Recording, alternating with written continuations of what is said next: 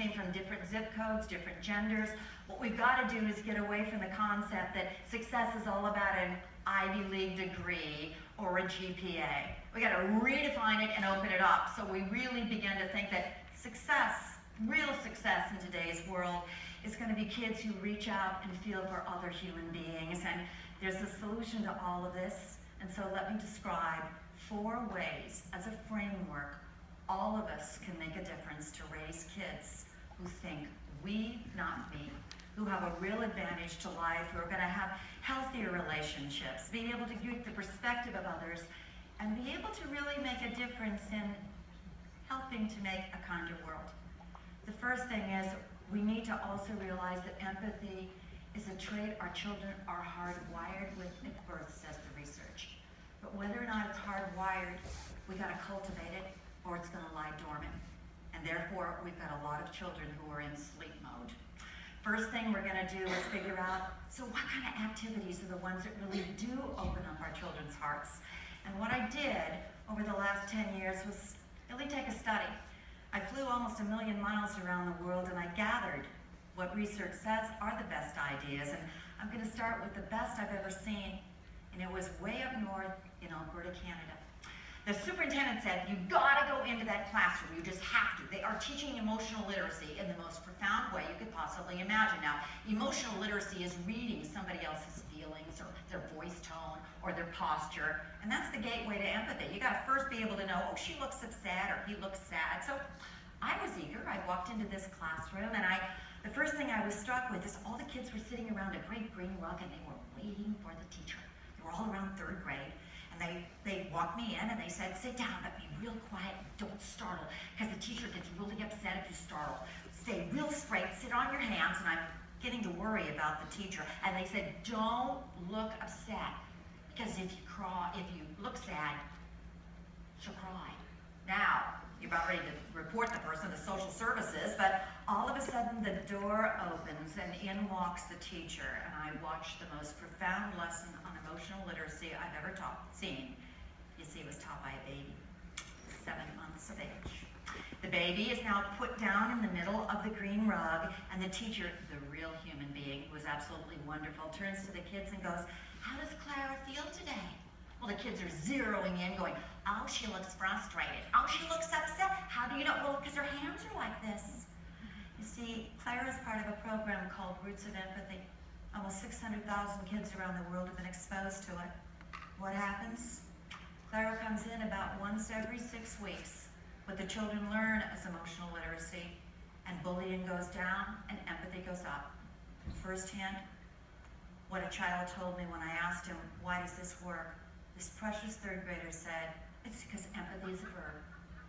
And I looked at him and went, right on. It's not a worksheet, it's not circling an emoji. It's helping our children experience what real deep feelings look like. And so here's some things. Number 1, let's expose our children to real, wonderful, meaningful experiences, like training a dog, or looking at a baby, or working at a food bank. But second of all, let's look at what happened around the year 2000. The average child right now, folks, is plugged in around 7.5 hours a day. You keep looking at a screen, you're not looking at a human being. And we've got to reestablish face-to-face connection with one another. Set some unplugged times for your children. Some times where you do just reclaim face-to-face conversation. I don't care how often you plug out, but don't really take a moment to realize that your children need to be plugging into you. Second, you can start this at age 2. Set a rule in your house, always look at the color of the talker's eyes. Why? Because it'll make your child hold their head up. It'll make your child start looking at you. And that's what we need to do, is have our children start engaging in one another, because that's the gateway to empathy, is realizing the other person exists. Empathy, it's real, it's meaningful, it's a verb, not a noun. It's not a worksheet. But that isn't alone what's going to happen. The second way to raise a real hero of heart is giving rip-roaring, rousing examples of goodness. Our children are craving them these days. They're seeing a very mean world out there. And what we've got to do is make sure they see images of goodness, because it helps our children be more likely to copy it and be inspired to do good. What's it look like? Well, York University gave us some hints came out that we now re-expose our children to good old literary fiction. Charlotte's Web, Stone, Fox, To Kill a Mockingbird. They make your heart, actually, we now know, be elevated. The average child stops reading for pleasure around the age of 9. We stop reading out loud to our kids around the age of 9. Don't stop reading out loud. Expose your children to the wonderful things of literary fiction. That's not 50 Shades of Grey, folks. That's like Charlotte's Web that really helps our kids be motivated. My favorite, The Wednesday Surprise. Here's a grandmother and a granddaughter. Oh my gosh, they have a relationship and they're gonna practice for a surprise for Daddy. Oh, they can't wait. They practice and they practice and they practice because Grandma always brings a bag of books and they always go up to the little girl's room and they read and they read and they read and they read. And oh boy, is Daddy gonna get the surprise of his life, until one day it really is Daddy's birthday. And he does get the surprise of his life. You see, grandmother, his mom, stands up and reads out loud to her son for the very first time. Grandmother is illiterate. It's the empathetic granddaughter who decides to teach grandma to read. These are kinds of books you'll need Kleenex to get through. Cry with your kids because they elevate their hearts. But there's another thing that I think every parent is asking me. We're really worried about the images our children are seeing. The smaller the screen size, the less control we have of what images our children see. They're violent, they're terrorists, they're bombings. So how do we turn things around? Good old Mr. Rogers had a solution. I love Mr. Rogers, and boy, don't I miss him. He always said, we gotta expose our kids to the helpers. Show them the good people in life. And there are always newspaper articles, actually, on the back pages of newspapers. We're overlooking them. Cut them out and share them with your kids because they expose them to the good in the world. Like, here's one. I love these two boys, Ian and Taylor. They live in San Marcos, California, and they're very best friends in the whole wide world, so it was no big surprise when Ian was in the hospital for chemotherapy that the best friend, Taylor, was right there helping him out. And as they talked and talked, Ian described that his biggest concern was going back to school. He said, I think I'm gonna survive. The doctor said I will survive the cancer. I know the chemotherapy is gonna be rough. He said, that's not what I'm worried about. And he described his biggest concern. I'm gonna lose my hair and all the kids are gonna make fun of me. They're gonna bully me. And Mr. Empathetic Taylor said, no, they won't, Ian. Yeah, they will. Oh, no, they won't. Because I'm gonna shave my head. We'll be bald together. Mr. Kind-hearted, empathetic Taylor had a solution. He left that hospital that day and started making phone calls. And by 4:30, every boy in that classroom was at the local barber shop. They called themselves the Bald Eagles, all in support for one friend. And by the time their real friend came back, they all helped him get through one very, very traumatic moment in their lives, and his life as well. He survived, by the way, but boy, did Taylor help him out. Those are the kinds of stories our children need. They're always there. Expose our children to the goodness of the world because they inspire them to open up their hearts and keep going. There's another one though. We gotta make empathy and kindness and bravery a habit. It's not like a little lecture going on in life, it's ongoing.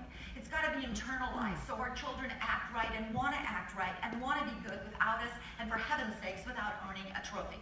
It's all about being good for the right reasons, and there are 3 ways that we parents can make an enormous difference in our children's lives. You see, the way you learn goodness is by either seeing it, we gotta start modeling it, folks, by doing it, so it's repeated practice. We gotta exercise our children's kindness muscles, or also hearing it, like our words, our kinds of words that can become embedded in our children so they internalize that mindset of, here's what we stand for in this house. Simple ways to do it, simple ways. Here's number 1.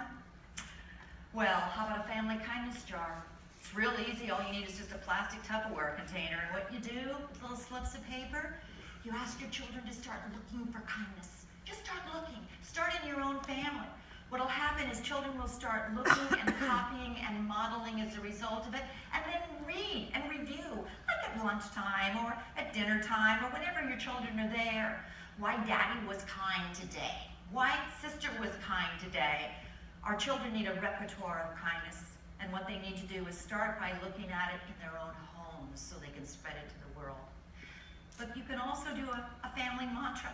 We've discovered that one of the best ways to help our children develop a kindness mindset so they see themselves as a kind-hearted person is by just you repeating over and over what you stand for in your house. Like, be kind to others, but don't just say it once. Keep repeating it. I interviewed so many kids when I was writing UnSelfie, and many of them told me that the reason that they were so kind is that they just saw themselves as kind because they heard it so often that pretty soon that mantra becomes you.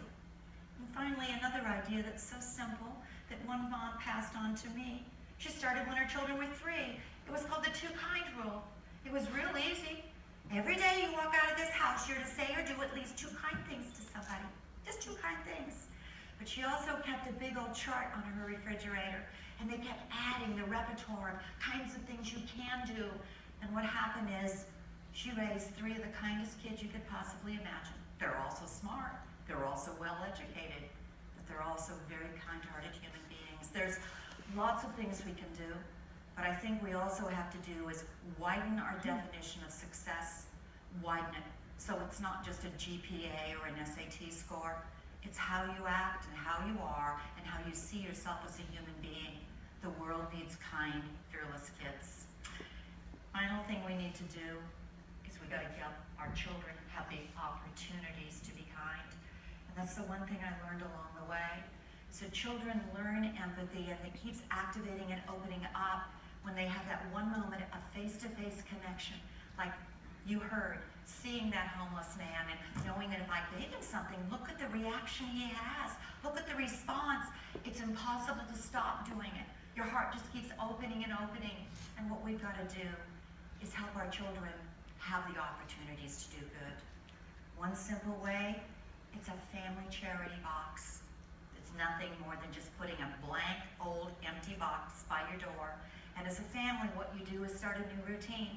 And that is gently use toys and gently use books and gently use backpacks when you're done. Just put it in the box, and when it's all filled, then we as a family together deliver it to that needy family or to that shelter.